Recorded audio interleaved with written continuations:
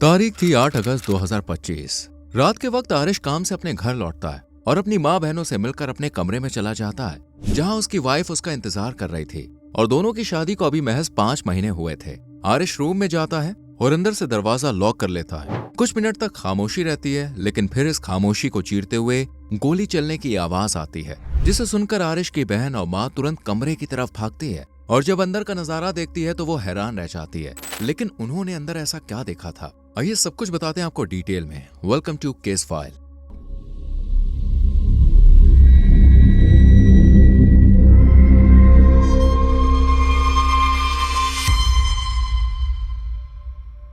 इस कहानी की शुरुआत होती है उत्तर प्रदेश के हापुड़ जिले से, जहां मोहम्मदपुर रुस्तमपुर नाम का एक गांव मौजूद है, जहां हजारों परिवार खुल मिलकर रहते हैं। इन्हीं के बीच आरिश नाम का एक लड़का भी अपनी फैमिली के साथ रहता था। फैमिली में उसकी सिर्फ माँ और बहन थी। माँ का नाम फलकनाज था, जो अपने दोनों बच्चों से बहुत प्यार करती थी, क्योंकि पिता का साया कुछ समय पहले ही बच्चों के सर से उठ गया था। इसलिए अब सिर्फ माँ ही उनके लिए सब कुछ थी, जबकि माँ और बहन की जिम्मेदारी का बोझ आरिश के कंधों पर था। आरिश का काम खेती बाड़ी और परिवार की देखभाल करना था और अपनी इस जिम्मेदारी को वो बखूबी निभा भी रहा था। आरिश को परिवार में सब लोग बहुत प्यार करते थे, क्योंकि वो एक हंसमुख, मेहनती और जिंदा दिल लड़का था। धीरे धीरे वक्त बीतता जाता है और आरिश की उम्र शादी लायक हो जाती है। इसलिए बूढ़ी माँ आरिश की शादी करने का फैसला करती है, क्योंकि बेटी अभी छोटी थी। इसलिए आरिश के लिए रिश्ते तलाशने शुरू हो जाते हैं और इसी कड़ी में एक रिश्तेदार फलकनाज को रहीमा नाम की लड़की के बारे में बताता है, जो बिजनौर जिले की रहने वाली थी और देखने में भी ठीक ठाक थी। सबसे बड़ी बात, वो घर को संभालने वाली लड़की के रूप में जानी जाती थी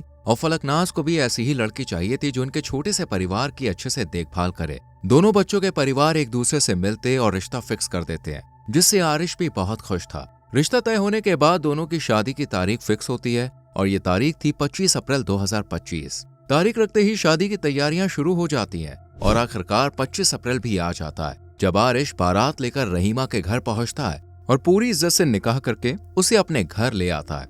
इसके बाद क्या होता है ये बताने से पहले हम आपको ये बता दें, आपके इंटरेस्ट और प्यार को देखते हुए हमने अपना एक और चैनल शुरू किया है, जिसका नाम है ग्रिपिंग टेल्स। वहां पर हम आपके लिए बहुत ही इंटरेस्ट से भरी हुई और सस्पेंस से भरी हुई कहानियां लेकर आते हैं। तो अगर आप ऐसी कहानियों को सुनना पसंद करते हैं तो हमारे चैनल ग्रिपिंग टेल्स पर जाके उन कहानियों को चेक कर सकते हैं। अभी इस कहानी में आगे बढ़ते हुए आपको बता दें, शुरुआत में तो दोनों के बीच सब सही रहता है, लेकिन फिर कुछ हफ्ते गुजरने के बाद आरिश और रहीमा के बीच नोक झोंक होना शुरू हो जाती है। ये नोक झोंक कब लड़ाई का रूप ले लेती है पता ही नहीं चलता। आए दिन की लड़ाई से आरिश परेशान रहने लगता है और शादी के कुछ दिनों बाद ही रहीमा से अलग होकर अलग कमरे में सोने लगता है। जब जब लड़ाई होती तब तब दोनों अलग कमरों में सोते और ये चीज माँ फलकनाज भी नोटिस कर रही थी, लेकिन उन्हें लगा कि शायद दोनों को एक दूसरे को समझने में दिक्कत हो रही है, जैसा कई बार मैरिड कपल्स के बीच होता है। इसलिए उन्होंने दोनों को समझाया और एक दूसरे को टाइम देने की सलाह दी। उन्हें लगा कि अब सब सही हो जाएगा, लेकिन उनकी ये सोच जल्द ही गलत साबित हो गई, क्योंकि दोनों पति पत्नी के बीच फिर से लड़ाई झगड़ा होना शुरू हो गया,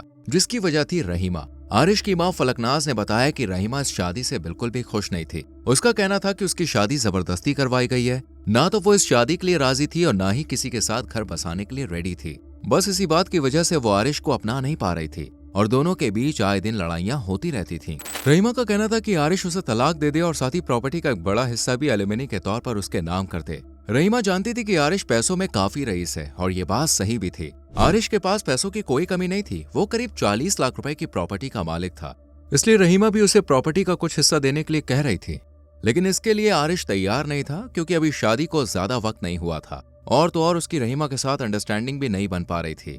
इसलिए उसने रहीमा की बात मानने से इनकार कर दिया और ये पूरा बयान आरिश के घर वालों ने ही दिया था। इन्हीं सब बातों की वजह से शादी के कुछ हफ्तों बाद ही आरिश और रहीमा के रिश्ते में दरार आ गई। ऐसे ही 8 अगस्त को भी रहीमा और आरिश के बीच कहासुनी होती है और वो गुस्से में तिलमिलाता हुआ घर से बाहर निकल जाता है। कुछ देर आरिश दोस्तों के साथ टाइम स्पेंड करता है और फिर मूड ठीक होने के बाद घर वापस आ जाता है, जहाँ वो अपनी माँ और बहन से बात करता है और फिर अपने कमरे में चला जाता है। अंदर जाते ही वो दरवाजा लॉक कर लेता है। कुछ देर तक खामोशी रहती है, लेकिन फिर गोली चलने की आवाज आती है, जो आरिश के कमरे से ही आई थी। इस आवाज को सुनकर फलकनाज जो सो रही थी वो घबरा कर उठती है और अपनी बेटी को भी जगाती है। इसके बाद दोनों माँ बेटी आरिश के कमरे के पास पहुंचती हैं, लेकिन दरवाजा लॉक होता है। वो करीब 10 मिनट तक दरवाजा खटखटाती हैं और फिर रहीमा दरवाजा खोलती है, जिसके चेहरे पर अजीब सा डर था और घबराहट थी। माँ फलकनाज जल्दी से कमरे के अंदर भागती है और सामने का मंजर देखकर उनके पैरों तले जमीन खिसक जाती है। क्योंकि सामने आरिश की बॉडी बदहवास हालत में पड़ी हुई थी।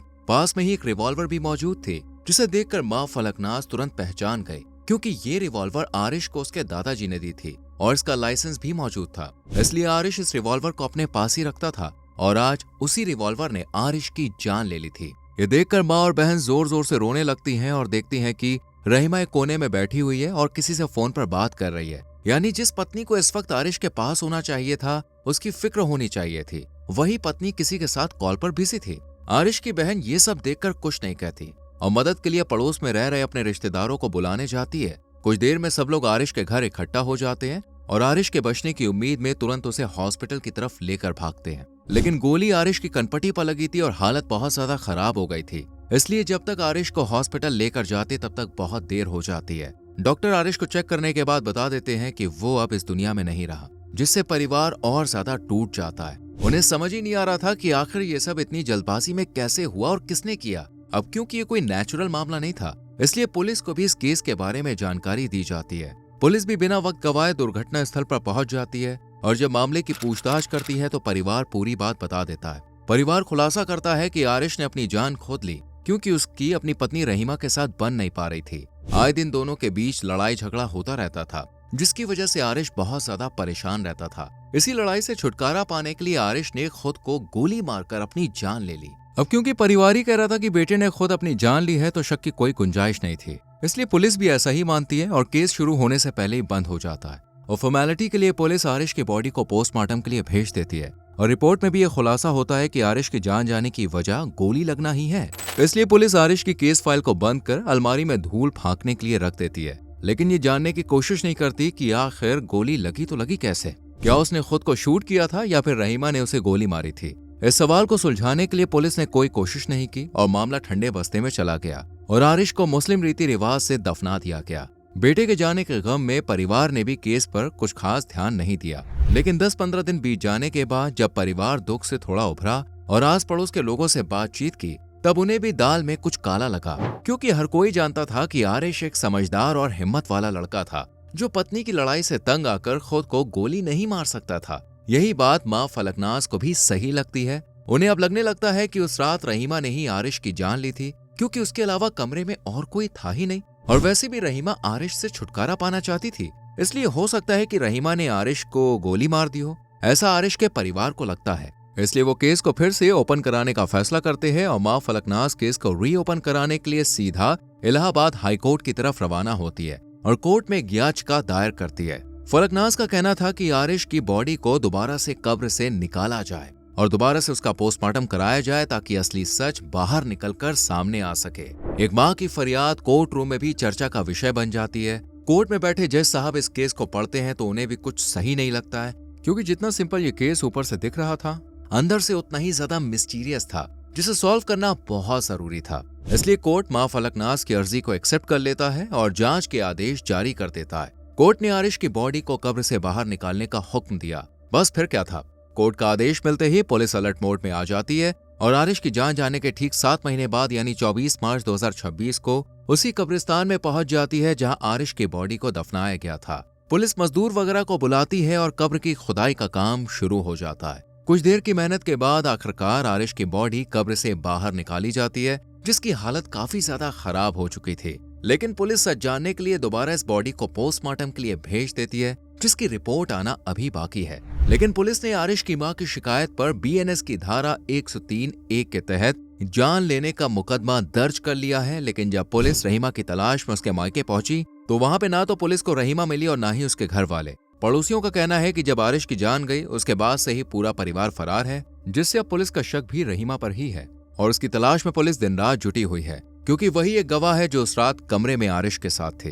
रहीमा ही बता सकती है कि उस रात क्या हुआ था। क्या आरिश ने सच में खुद को गोली मारी थी या फिर ये काम रहीमा का था? पुलिस जगह जगह छापेमारी कर रही है और जिले के अंदर और बाहर हर तरफ रहीमा और उसके परिवार को तलाशा जा रहा है। अगर पुलिस शुरुआत में ही इस केस को सुलझाने की कोशिश करती तो रहीमा फरार नहीं हो पाती और आज आरिश के संग जो कुछ भी हुआ उसका सच सबके सामने होता। लेकिन अफसोस पुलिस की लापरवाही ने इस केस की सच्चाई को धुंधला कर दिया। वैसे आपको क्या लगता है, क्या हुआ होगा उस रात?